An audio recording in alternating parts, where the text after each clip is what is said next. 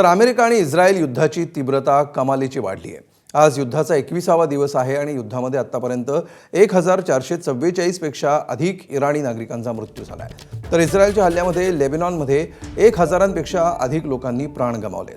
तेल आणि नैसर्गिक वायू साठ्यांवरील आणि प्रकल्पांवरील हल्ल्यामुळे ऊर्जा संकट निर्माण झाले आहे। कच्चं तेल आणि नैसर्गिक वायूच्या किमती गगनाला भिडण्याची भीती आहे।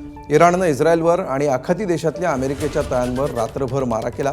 इराणने ऑपरेशन टू प्रॉमिस 4 अंतर्गत हवाई हल्ल्याची तब्बल 66वी खेप सुरू ठेवली। अमेरिकेच्या तळांवर आणि इस्रायलवर मारा करताना इराणने 5 मोठ्या आकाराची आणि तीव्र क्षमतेची क्षेपणास्त्र वापरल्याची माहिती आहे।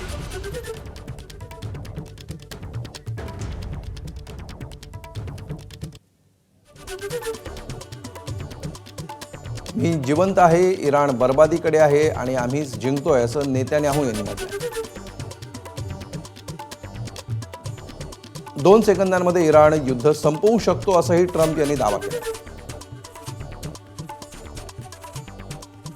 तर आमच्या ताकदीपैकी 1 अंशही अजून वापरलेली नाही असा इशारा इराणने दिलाय। इराणवर जवळपास 25,000 हल्ले झाले।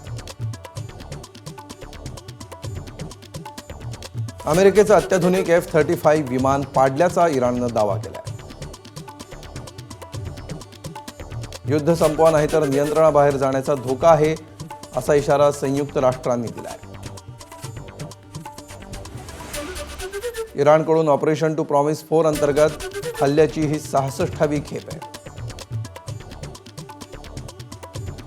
इराणचा इस्रायलच्या तेल शुद्धीकरण कारखान्यावर देखील हल्ला झाला। इराणने हैफा आणि जेरुसलेमवर जोरदार मारा केलाय।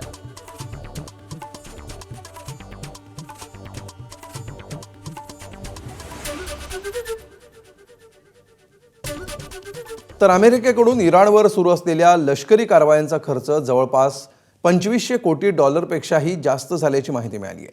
पेंटागॉनच्या अहवालानुसार पहिल्या 6 दिवसात जवळपास $11.3 कोटी खर्च झालाय।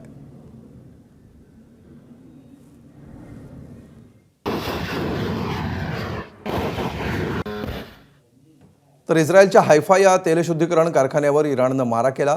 त्यामध्ये इराणने नसरल्लाह क्षेपणास्त्र वापरल्याची माहिती समोर येते। नसरल्लाह या क्षेपणास्त्रावर विविध प्रकारचे वॉरहेड लावण्याची क्षमता आहे। न्यूक्लिअर, केमिकल आणि बायोलॉजिकल वॉरहेड लावण्याची क्षमता असल्यामुळे नसरल्लाह क्षेपणास्त्र धोकादायक ठरतं।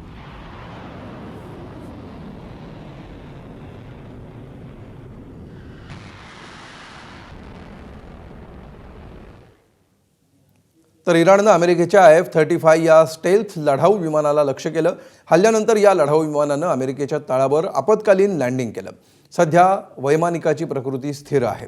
आतापर्यंत अमेरिकेने असा दावा केला होता की जगातील कोणतीही रडार किंवा हवाई संरक्षण या अदृश्य लढाऊ विमानाला शोधू शकत नाही। या अमेरिकेच्या दाव्याला इराणने या कारवाईने मोठं आव्हान दिलंय।